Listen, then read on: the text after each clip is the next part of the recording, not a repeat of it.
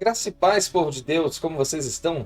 Aqui é o pastor Márcio Paulo e você está no seu portal bíblico e hoje estamos aqui para dar sequência ao nosso estudo para a classe de adultos da CPAD, segundo trimestre de 2021, onde estamos estudando um tema maravilhoso, os dons espirituais e ministeriais, servindo a Deus e aos homens com poder extraordinário. Lições comentadas pelo pastor Elinaldo Renovato de Lima, e esta já é a nossa 10ª reflexão. Quero deixar aqui o card com todas as lições já aqui apresentadas, bem organizadas em uma playlist, para você apenas apertar o play e ser abençoado. Esta lição tem um tema, o ministério de mestre ou doutor, e será ministrada em todas as igrejas que fazem uso do conteúdo da CPAD no próximo dia 6 de junho de 2021. Eu gostaria de fazer uma oração e após esta oração iremos fazer todas as leituras relacionadas ao nosso assunto proposto para agora. Então, feche seus olhos e venha comigo nesse momento de oração. Senhor, a ti clamamos e suplicamos pela pessoa bendita do teu Espírito. Visite-nos agora por misericórdia, abra nossa mente, o nosso coração, para aprendermos a tua palavra. É o que nós te pedimos e o fazemos em nome de Jesus. Amém. Eu quero falar com você que está aqui pela primeira vez. Primeiro, seja muito bem-vindo e eu peço que você não saia sem antes se inscrever neste portal bíblico, ativar o sino das notificações, deixar o seu like abençoado e o seu comentário também, que nos faz saber o seu feedback a respeito do nosso trabalho nesta plataforma. Você que já faz parte deste portal bíblico, meu muito obrigado pelo seu apoio. Você que tem disseminado este conteúdo nas suas mídias sociais, nos seus grupos eclesiásticos, familiares, abençoando quem você ama através de uma boa reflexão, que o Senhor possa abençoar a sua vida. Pessoas que eu não conheço pessoalmente e percebo que já têm divulgado o nosso conteúdo. Eu sou muito grato e que o Senhor possa abençoá-lo de forma abundante. Vamos para as nossas leituras de hoje? O texto áureo diz: de modo que, tendo diferentes dons, segundo a graça que nos é dada, se é profecia, seja ela segundo a medida da fé, se é ministério, seja em ministrar, se é ensinar, haja dedicação ao ensino. Romanos capítulo 12, versículos 6 e 7. A verdade prática nos diz: os vocacionados por Deus para o ministério de ensino são por ele chamados para edificar o corpo de Cristo. E a nossa leitura bíblica está no Evangelho de Mateus, capítulo 7, versículo 28, Atos, capítulo 13, versículo 1, também em Romanos, capítulo 6, capítulo 12, versículos 6 e 7, que acabamos de ler, e Tiago, capítulo 3, versículo 1. E você pode dar uma pausa aí agora nesse vídeo para fazer todas as leituras pertinentes ao nosso assunto de hoje. E eu estou feliz porque já estamos avançando para a conclusão deste segundo trimestre de 2021 e daqui a pouquinho, permitindo Deus, estaremos aqui com outro conteúdo tão glorioso como este para sequência do nosso ensino bíblico ortodoxo nas nossas escolas bíblicas dominicais, em todas as igrejas da Assembleia de Deus no Brasil. E esta lição, ela é uma lição que vem sequenciando o assunto relacionado aos dons ministeriais. Já falamos sobre os profetas, já falamos sobre os apóstolos, falamos na lição anterior sobre o dom de pastor e hoje estamos falando sobre este dom importantíssimo que Deus também concede à igreja, este ministério de mestre ou doutor. Esta lição tem um objetivo geral proposto, que é justamente retratar a missão do ministério de mestre. E temos 3 pontos que serão abordados, e para cada um dos pontos aqui abordados, um objetivo distinto e específico, a saber, apresentar que Jesus, o mestre da Galileia, é justamente mestre por excelência. O segundo objetivo, identificar a ordem de Jesus a seus discípulos para ensinar a igreja no primeiro século.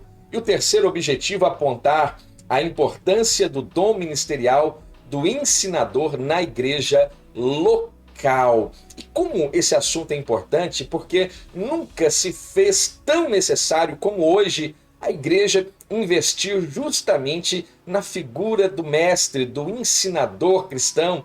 E quando o cristão é ensinado a estudar a palavra de Deus para compreender o mundo, a cultura bíblica, relacioná-la com o mundo que nós estamos agora vivendo, ou seja, contextualizar e aplicar esta palavra para os dias onde nós estamos inseridos, é muito importante que haja esta dedicação. E quando nós nos comprometemos, então, a ter esta instrução para aplicar a igreja de Deus, nós estamos agora de forma responsável e buscamos com competência agora instruir esta igreja para evitar riscos de engano, de ensinos fraudulentos, e tudo isso pode ser amenizado quando a igreja está bem instruída. Então veja, é muito importante para que evitemos problemas doutrinários, teológicos, problemas de cunho bíblico, interpretativo, literário. É importante que haja uma dedicação na leitura da palavra, há uma dedicação ao ensino bíblico ortodoxo dentro do contexto igreja. E isso é muito importante e está diante de nós uma ferramenta poderosa para essa instrução, que eu gosto de dizer que é a maior escola bíblica do mundo, a maior escola do mundo, que é a escola bíblica dominical, que evangeliza enquanto ensina, que ensina enquanto evangeliza. Nós conhecemos muito bem este jargão da EBD. Então veja, se não houvessem homens e mulheres levantados por Deus e com esse desejo em seus corações, veja, o que seria de mim e de você,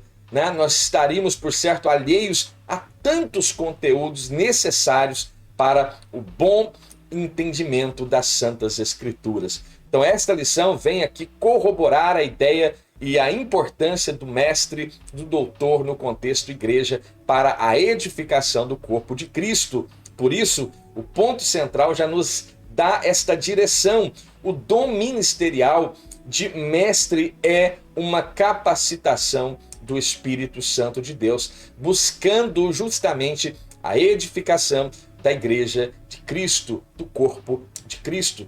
Então, o ministério do ensino da palavra é extremamente importante. Eu creio que aqui há um consenso entre nós, você, professor da escola bíblica, você, aluno da escola bíblica dominical. Eu tenho certeza que é um consenso. O ministério do ensino da palavra de Deus é primordial para a igreja exercer o discernimento no que tange alguns aspectos, principalmente ao tempo em que se vive. Por exemplo, cultura, teologias, filosofias, dentre outros assuntos pertinentes.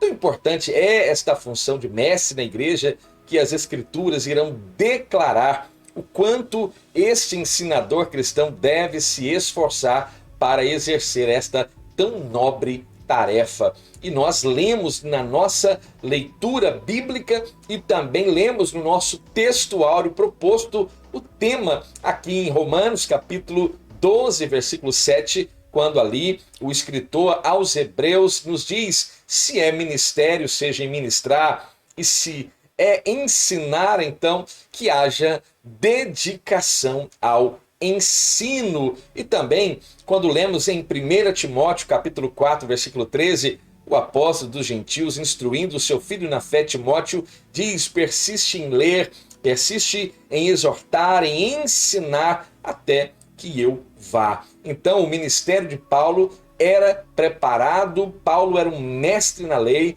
ele se torna um mestre também no contexto da graça, e ele instrui a Timóteo e também nos deixa este legado literário, escriturístico, que também nos auxilia no nosso crescimento espiritual. É interessante, em caráter de informação, é que aqui no Brasil nós temos um grave problema. Em nosso país, a leitura é um problema e podemos dizer que é um problema cultural, vamos dizer assim. Veja bem, quando, como eu disse, é em caráter de informação, eu gostaria de compartilhar com você. O brasileiro, por exemplo, lê em média. Preste muita atenção neste dado, porque eu julgo ser de grande valia e importância. O brasileiro lê em média, por ano, 5 livros. O brasileiro em uma média anual, este brasileiro lê 5 livros, sendo que aproximadamente 2,4 livros são apenas lidos até a metade, e outros 2,5 livros lidos então na sua totalidade. E uma informação importante, a Bíblia é apontada como o tipo de livro mais lido pelos que foram entrevistados, e a fonte dessa informação é a Agência Brasil. Então aqueles que foram entrevistados pela Agência Brasil se identifica como a Bíblia sendo este o livro mais lido e também o livro mais marcante. Uma outra questão extremamente interessante, que eu creio que seja extremamente relevante, que seja pontuado, né? Que pode gerar esta cultura longe da literatura. Nós já falamos que o Brasil é um país que pouco se lê e que isso é um problema cultural. Não é um problema apenas desta atual geração, que é a geração do WhatsApp, do Facebook, do TikTok e tantos outros aplicativos, e a leitura está cada vez mais sendo substituídas por outros meios de entretenimento. Então veja, o que pode gerar então nessa cultura que está longe da literatura? Veja, uma sociedade sem criatividade, uma geração com péssima comunicação e também completamente alienada, que gera um grave problema, que é justamente o prejuízo no desenvolvimento da sua própria nação, da nossa própria nação. São estes apenas algumas das consequências pela falta da leitura, pelo abandono da literatura, e que isso está acontecendo de forma muito grave, eu diria. Então, esta lição também tem este caráter de chamar a atenção de você para que você busque mais ter a literatura próxima da sua vida, da sua família, dos seus filhos, porque isso fará muitíssimo bem a você. Essa lição possui 3 pontos, e o primeiro ponto é mostrar Jesus o mestre por excelência. O segundo ponto aqui é o ensino das Escrituras na igreja do primeiro século. E o terceiro aspecto, ou ponto que será aqui estudado, a importância do dom ministerial de mestre. Então veja, Jesus, quando falamos de mestre, não há talvez um personagem que se destaque tanto quanto o mestre da Galileia. É ele mesmo, o nosso Senhor e Salvador Jesus Cristo, um mestre por excelência, que tinha o dom da palavra, que tinha o amor inserido nas entrelinhas quando este falava ao povo, aquele que, mesmo diante das adversidades, contemplava o belo, que sempre tinha uma palavra de ânimo e de exortação em seus lábios, e cada uma de suas palavras cheias de amor e de grande sabedoria. Então, ele era, por certo, um doutor incomparável, percorrendo por toda a região da Galileia, ensinando nas sinagogas, pregando o evangelho do reino. Quando observamos em Mateus capítulo 4, 23, este era o ministério do nosso Senhor e Salvador Jesus Cristo. Em seu ministério terreno, seus sermões, seus ensinos e seus gloriosos discursos eram inflamados pelo amor às pessoas que ali estavam ao seu ouvir. Agora, que coisa gloriosa estar diante deste mestre por excelência. Que privilégio tiveram essas pessoas naquele tempo. Diferente dos escribas, ele ensinava como quem tinha autoridade, porquanto os ensinava como tendo autoridade, e não como os fariseus ou os escribas. Mateus capítulo 7, versículo 29. E aqui é importante salientar algo muito interessante, que na visão pentecostal, não generalizando, mas em grande maioria, falar com autoridade está relacionado a falar com certo volume na voz, com certa intrepidez na voz, uma postura vocal, quando na verdade isso não se relaciona com autoridade, porque falar com autoridade não é falar gritando, como muitos acham e julgam que seja este o caráter desta autoridade, mas é falar com conhecimento pleno daquilo que se fala, mesmo em mansidão de palavras, e esta é uma característica, penso eu, marcante no ministério deste mestre por excelência, mestre da Galileia, nosso Senhor Jesus Cristo. A verdade emanava da pessoa bendita de Cristo. Os que o ouviam, vejam, eram alvos deste amor e só tinham duas opções, não havia outra opção sequer, senão amá-lo ou odiá-lo. E esta deve ser a palavra que está em nossos lábios. Propor àqueles que nos ouvem também apenas estas opções, ou abraçar a causa do reino de Deus, ou abandoná-la de uma vez por todas, porque este era uma característica do ministério de Cristo. Além de um mestre por excelência, era um mestre de uma característica divina. Em visita a Jesus, o mestre da lei chamado Nicodemos, lá no Evangelho de João capítulo 3, veja, educado nas melhores escolas religiosas de Israel e grande conhecedor das escrituras hebraicas, vai justamente reconhecer em Jesus este personagem tão interessante da história como alguém que justamente é vindo do próprio Deus, quando ele diz: Rabi, bem sabemos que és mestre. Esta virtude ou esta característica ou esse dom ou esse ministério é reconhecido por Nicodemos na pessoa de Jesus Cristo. E ele diz ainda, um mestre vindo de Deus, porque ninguém pode fazer esses sinais que tu fazes se Deus não for com ele.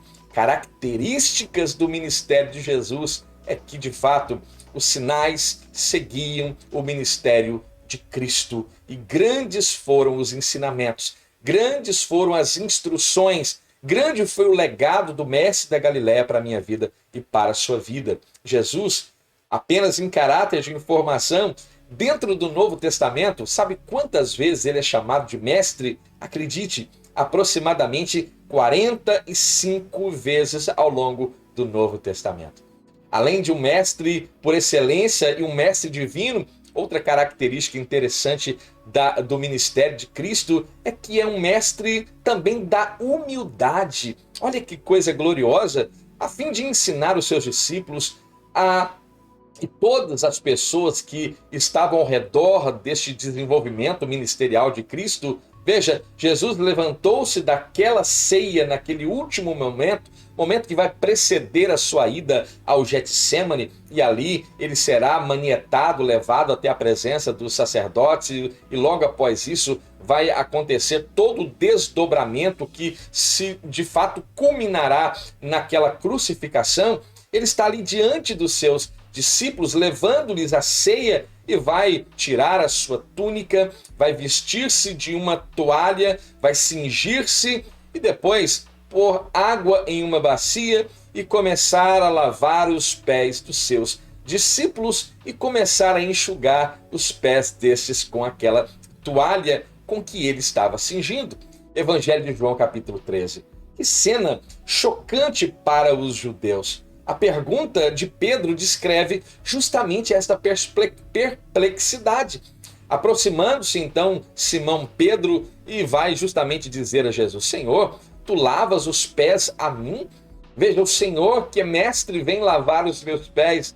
É claro que há todo um ensino aqui por trás de toda esta situação, de todo este enredo, de todo este contexto. Mas veja, aqui é uma grande exemplificação, uma grande demonstração de humildade. Era inimaginável um mestre se encurvar daquela forma para lavar os pés das pessoas que eram leigas. Jesus era um mestre e se deu o exemplo aos seus discípulos. o mestre por excelência, tem este caráter: dar exemplo aos seus discípulos, ser um exemplo genuíno para os seus discípulos. O Emanuel, o Deus conosco, encurvou-se diante dos homens. Isto se deu porque o ensino de Jesus não era apenas um discurso, mas era uma palavra de espírito e vida. E ele, acredite você ou não, nos conclama a seguir os seus passos e os seus ensinamentos. Se deseja ser mestre, se espelhe no mestre da Galileia. E Paulo, escrevendo aos irmãos filipenses, ele também nos instrui que devemos ser como este mestre da Galileia, quando ele diz: de sorte que haja em vós o mesmo sentimento que houve também neste mestre da Galileia. Então nós temos o maior mestre, o maior pastor, o sumo pastor, o melhor exemplo possível para a minha vida e para a sua vida cristã. Essa lição, ela é muito importante, fala muito ao meu coração, e eu rogo ao Espírito Santo de Deus que fale ao seu coração em igual proporção como fala ao meu. O ensino, então, das Escrituras no contexto do primeiro século.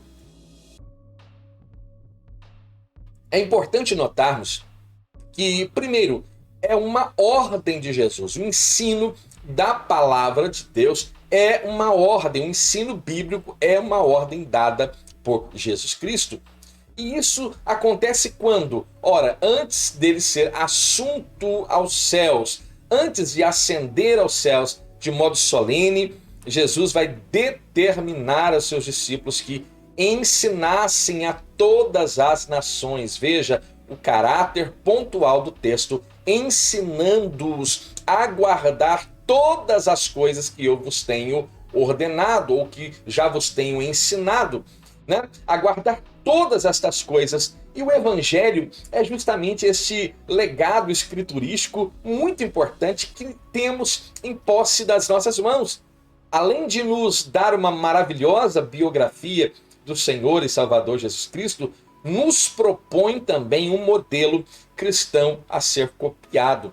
E é, de fato, o caráter do cristão é justamente ser imitadores deste mestre por excelência. E Paulo aconselha: sede, pois, meus imitadores, tal como eu imito a Cristo. Paulo, temo e entendo que ele não está querendo dizer que as pessoas devem imitá-lo, mas imitá-lo o seu caráter, que em suma está imitando o próprio Cristo. Então, de forma direta ou indireta, você pode ter esta impressão, Paulo está dizendo: seja imitador de Cristo, porque é o modelo perfeito que nós devemos seguir.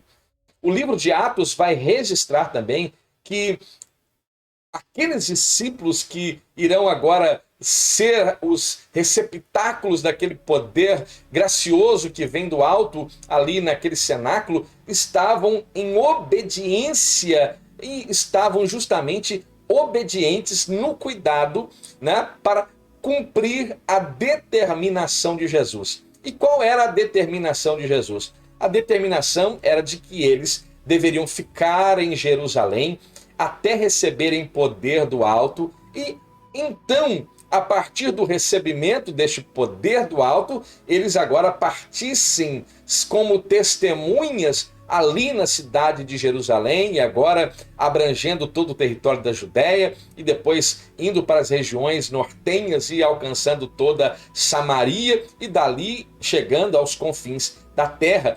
Esta era a determinação do próprio Cristo. Então, após a descida do Espírito Santo, que nós encontramos em Atos capítulo 2, o discurso de Pedro, por exemplo, é totalmente transformador.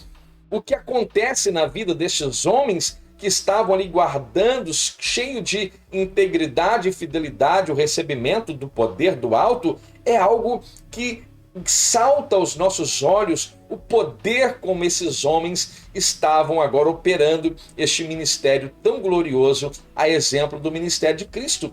O primeiro discurso de Pedro, por exemplo, foi algo glorioso, de sorte que foram batizados aqueles que estavam recebendo de bom grado a palavra do Evangelho, e naquele dia a Bíblia diz em Atos capítulo 2, versículo 41, que agregaram à fé cristã quase 3.000 almas. Veja se não há um diferencial no caráter do ministério apostólico de Pedro, como de todos os demais apóstolos, após o recebimento de poder do alto, e eles estavam preparados para cumprir o ministério delegado por Cristo a eles. E a ordem era pregar, ensinar, para que pudéssemos guardar aquilo que o Senhor nos tem ordenado. Este é o ministério proposto para a minha vida e para a sua vida. Este é o ministério proposto para aqueles que se levantam como mestres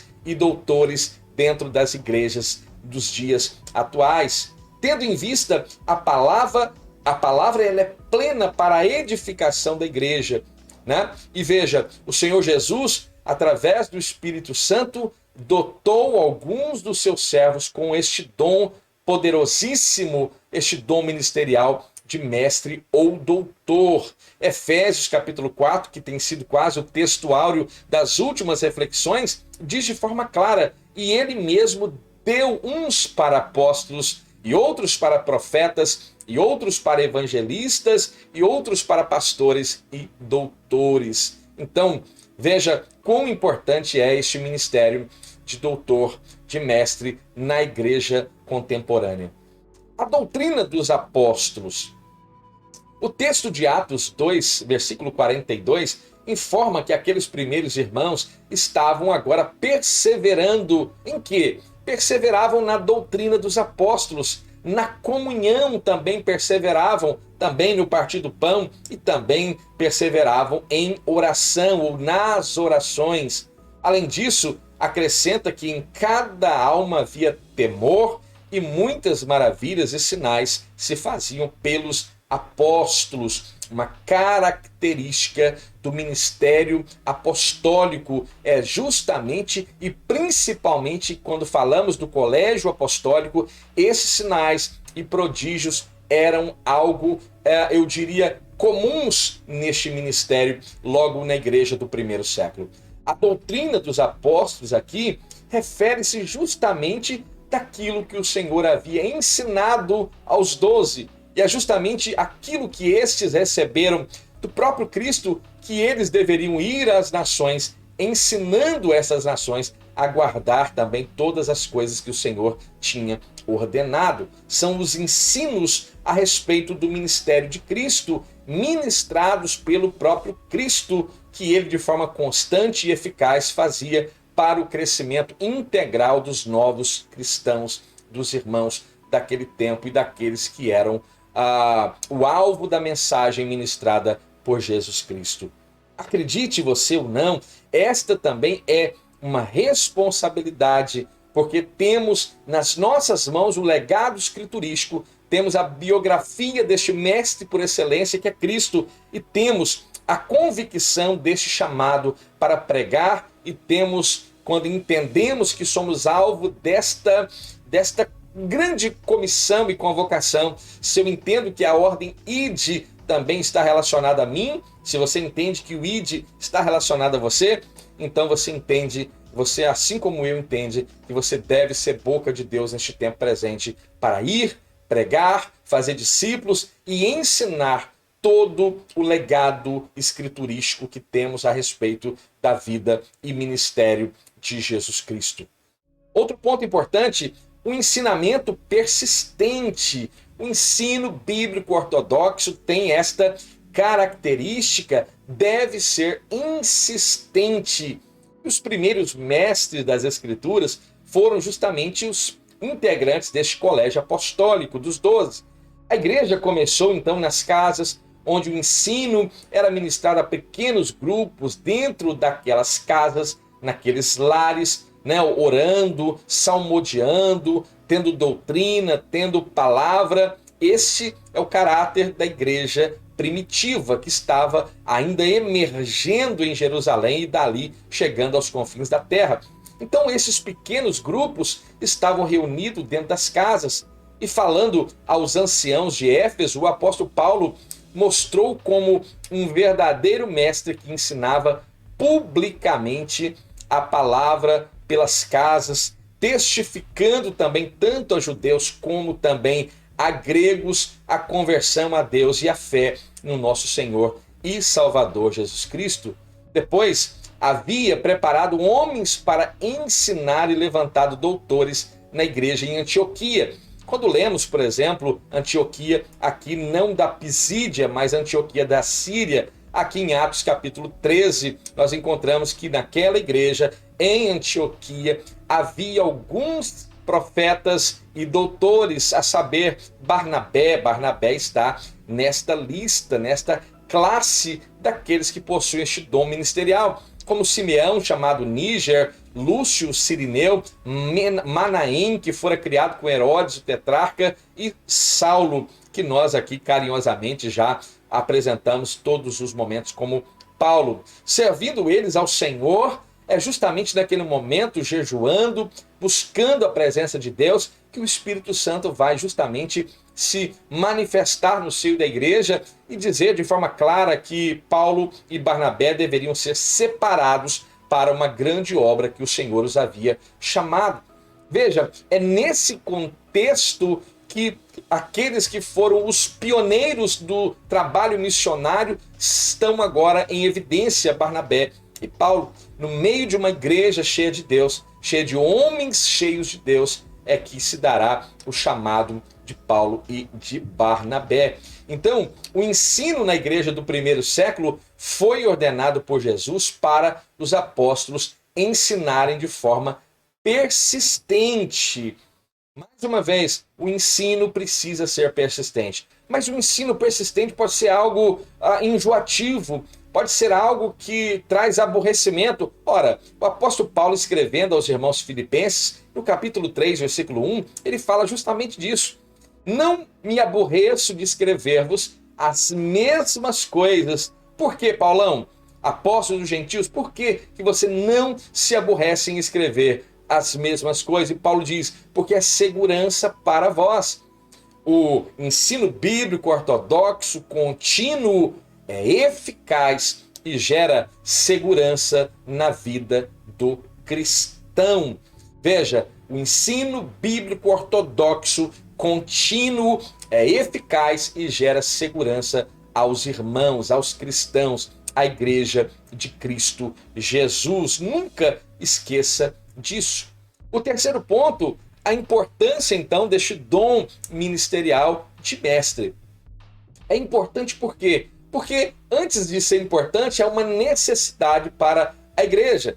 E também este que nutre este caráter e este desejo e que percebe este dom, esta vocação, deve entender que há uma grande responsabilidade sobre os seus ombros para discipular a igreja de Cristo. E também é necessário avaliar alguns requisitos para este mestre. Então, o ministério de ensino é muito importante. É uma necessidade da igreja local e é preciso haver muitos e precisamos buscar essas pessoas que são chamadas e vocacionadas por Deus.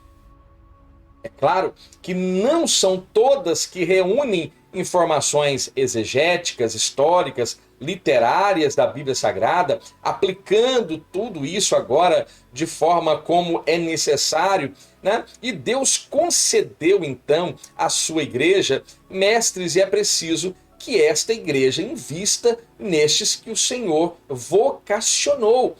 O ofício de mestre, o ofício de ensinador cristão é algo extremamente árduo, pesado, e aqueles que se dedicam de fato a este chamado, a este ministério, a esta vocação, sabem exatamente daquilo que eu estou falando.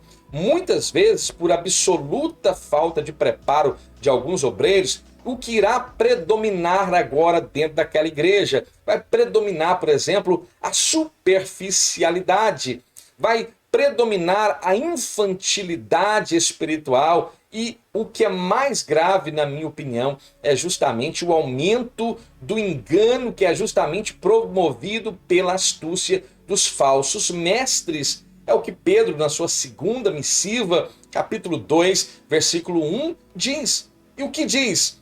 E também houve entre o povo falsos profetas, como entre vós haverá também falsos mestres e doutores, que introduzirão encobertamente heresias de perdição e negarão o Senhor que os resgatou, trazendo sobre si mesmos repentina condenação. Então, quando há essa superficialidade no ensino, quando há esta displicência no que tange o ensino bíblico ortodoxo, a igreja está totalmente vulnerável ao engano, a falsos profetas, a falsos líderes, a falsos mestres. Então, este dom tão importante que o Senhor agora distribui a alguns e agora nutre estes a sua igreja, é justamente no intuito de amadurecer esta igreja em todas as dimensões da vida cristã. E ao mesmo tempo tem o caráter de desmascarar os falsos ensinos. Então veja, o ensino bíblico ortodoxo, aquele ensino que de fato nos chama e nos atrai para a Bíblia Sagrada, que é inerrante, que é infalível. Veja, este ensino é justamente a melhor vacina contra as heresias e justamente contra os falsos mestres. O meu povo foi destruído porque lhe faltou o conhecimento. Porque tu rejeitaste o conhecimento, também eu te rejeitarei. Veja, só é possível rejeitar aquilo que é oferecido. E o povo estava rejeitando. O ensino foi rejeitado, logo o Senhor também rejeitou o seu povo para que não fosse mais sacerdote diante de Deus. E visto que te esqueceste da lei do teu Deus, também eu me esquecerei dos teus filhos. Oséias capítulo 4, versículo 6. Esse ensinador, ele tem alguma responsabilidade no discipulado da igreja? Eu diria que ele tem total responsabilidade e esse discipulado deve ser contínuo. Ah, mas eu tenho 50 anos de crente. Não importa, você ainda está sendo discipulado, você ainda está sendo moldado. O caráter perfeito de Cristo está sendo moldado até que seja pleno em glória. Então veja, estamos acostumados a pensar que o discipulado é só ali umas 2, 3 reflexões junto com um grupo de novos convertidos, preparando-os para o batismo. Nada disso. O discipulado, embora comece nesse processo pré-batismo, mas vai muito mais além. Se você pensa que é só para os novos convertidos e que cumpre um pré-requisito pré-batismo, veja, você está totalmente equivocado. O Senhor Jesus nos chama para ser os seus discípulos por toda a vida. Por isso, quem instrui os cristãos para a maturidade de fé é o próprio Cristo e aqueles que foram chamados para este ministério excelente. A vida cristã é um aprendizado diário, contínuo, permanente, tanto para quem é discipulado, como também para aquele que está discipulando. Tanto para o leigo que está sendo discipulado, quanto para o mestre que está como aquele que discipula. Isso é muito importante que saibamos.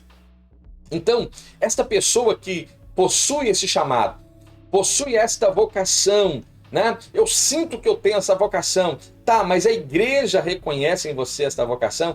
É importante que a igreja também reconheça este ministério na minha vida e na sua vida. Então existem alguns requisitos que são importantes. Embora tais requisitos não sejam observados na íntegra nesses dias atuais, onde se consagra obreiros à torto e à direito, sem preocupações relacionadas à ética, à moralidade, à instrução bíblica. Então, aqui nós vamos observar modelos que são bíblicos para a avaliação daqueles que estão agora, ou como requisitos daqueles que são chamados ao ministério de mestre. Então, apresentaremos aqui alguns requisitos importantes para a igreja reconhecer. É a igreja que deve reconhecer. Eu sempre aprendi que a igreja ela é soberana. E soberana como é, deve reconhecer em seus ministros estas características, né? É importante que este mestre seja reconhecido pela igreja. Então veja, um ponto importante, um salvo em Cristo. Não pode haver dúvidas quanto à própria experiência salvífica por parte daquele vocacionado para o ministério do ensino.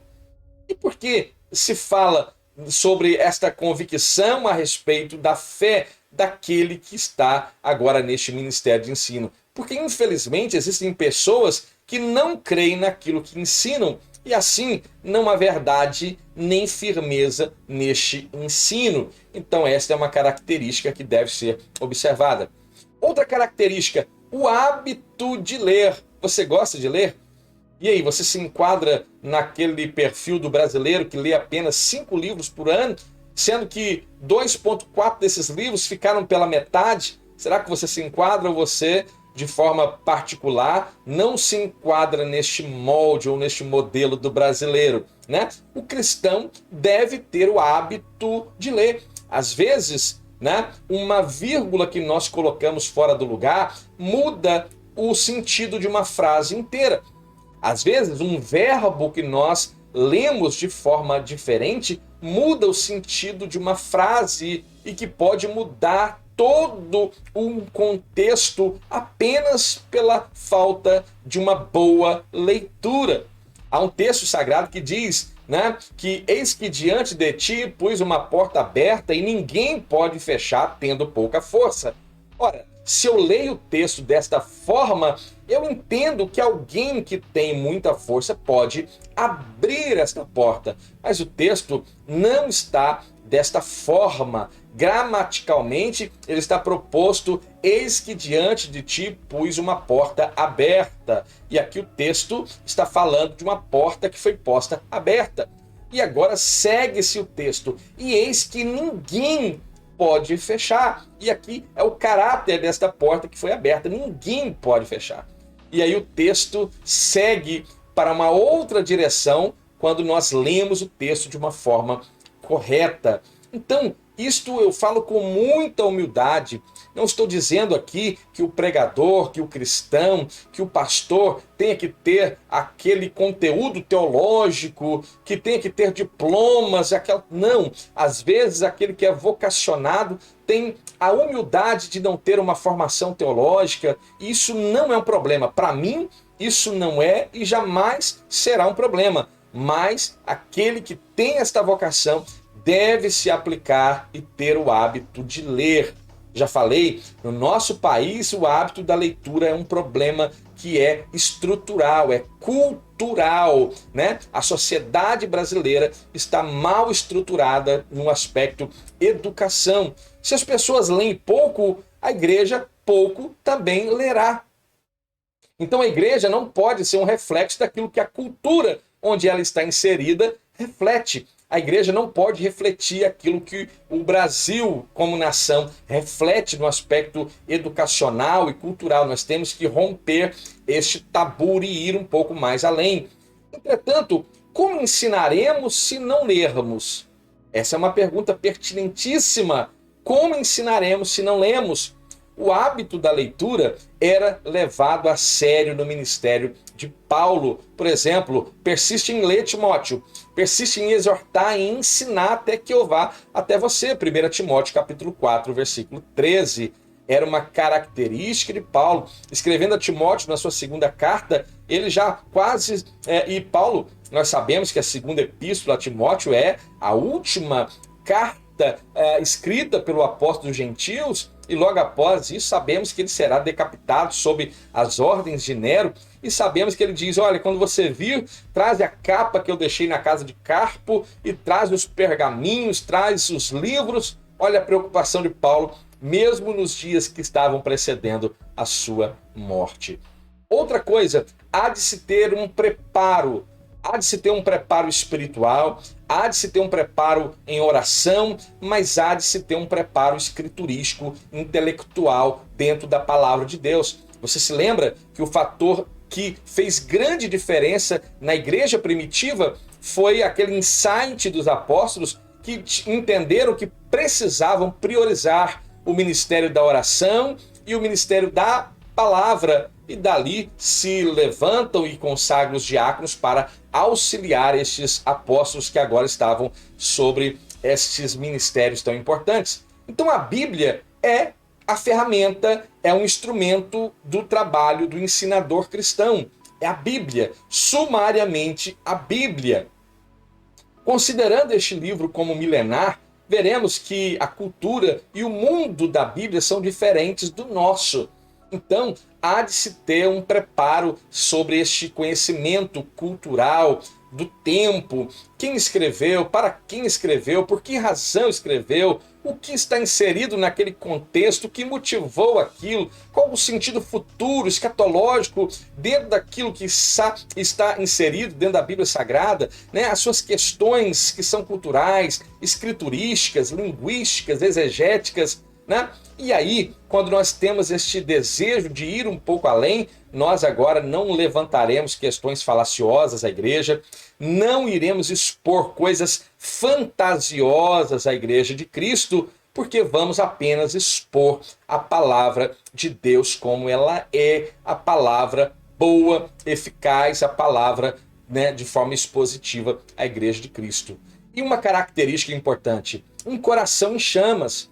Um coração como tinha, por exemplo, Dwight Lyman Moody, como tinha Martin Lloyd Jones, como tinha tantos outros missionários e líderes pentecostais que marcaram o seu tempo e principalmente pela chama que ardia em seus corações, né? Martin Lloyd Jones mesmo dizia que a verdadeira pregação era uma teologia em fogo.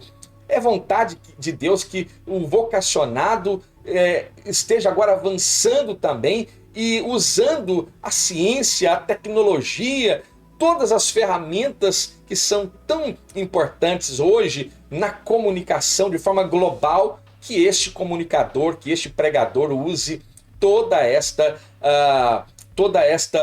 ciência para pregar a palavra de Deus na força do Espírito Santo de Deus. Não adianta ir com sublimidade de palavras, não adianta ser o pregador eloquente, não adianta usar de intelecto humano e palavras persuasivas de conhecimento humano.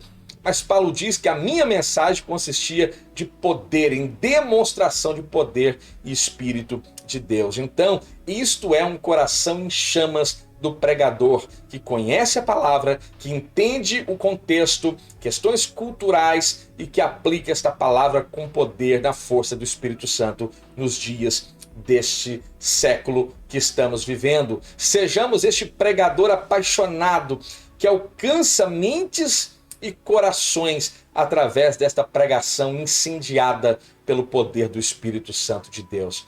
É preciso desfazer algumas ideias que são muito erradas e que vêm ao longo de décadas, eu diria, acerca do preparo intelectual do crente.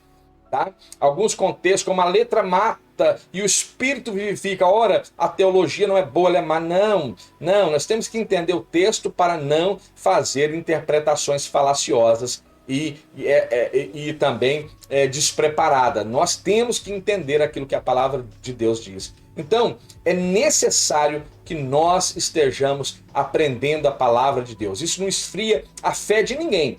Pode apagar fogo estranho, isso é bem verdade. Mas apagar uma fé sadia e verdadeira, em hipótese alguma. Se fosse assim, Paulo seria o crente mais frio que já existiu em toda a história da igreja. Mas hoje existe uma coisa muito grave que acontece, que se a igreja não faz barulho é porque está com defeito de fabricação. Essas coisas, irmão, já estão lá para trás. Isso é coisa do passado. Vamos progredir no nosso conhecimento bíblico, vamos avançar também um pouco no aspecto intelectual e vamos deixar essas meninices e essas brincadeirinhas que se fazem em cima de muitas tribunas ainda Brasil e mundo afora. É extremamente importante saber conjugar este preparo intelectual e o poder que vem do alto. São ferramentas importantíssimas e cada uma depende da outra e cada uma está agregando a outra. É muito importante. Não adianta ter esta autoridade do alto e não ter o conhecimento da palavra. E não adianta ter o conhecimento da palavra e não ter este poder do alto. É importante que haja este equilíbrio, e este equilíbrio virá nesta manhã, nesta tarde, nesta noite, onde você está diante desta lição. Então, os homens precisam conhecer a palavra, a letra, conhecer os aspectos teológicos, culturais, é claro, mas também devem ser cheios do Espírito Santo de Deus, para que a sua mente possa ser agora uma ferramenta de iluminação àqueles que estão nas trevas. Esta lição, ela é gloriosa, esta lição, ela fala muito ao meu coração para todos aqueles que trabalham efetivamente no ensino ortodoxo da palavra de Deus. É muito importante que você se atenha a esta reflexão e que você abra o seu coração, abra sua mente para ouvir esta classe tão gloriosa. Este é o dom ministerial de mestre ou doutor. Veja, esta lição falou muito ao meu coração e eu rogo ao Espírito Santo de Deus que ele possa falar ao seu coração em igual proporção. Você ficou até aqui? Muito obrigado. Não saia sem antes se inscrever aqui no nosso portal. Nos ajude a chegar a 1000 inscritos aqui nesta plataforma e também nos ajude compartilhando nosso conteúdo nas suas mídias sociais. Faça essa semente chegar em todos os ambientes em que você tem acesso. Que todos que acenderem este conteúdo possam ser ricamente abençoados. Senhor, eu rogo a Ti que aplique esta palavra de forma mais contundente e poderosa aos corações. É o que humildemente peço e eu faço isso no nome de Jesus. Amém. Fiquem bem, fiquem em paz. Até a próxima.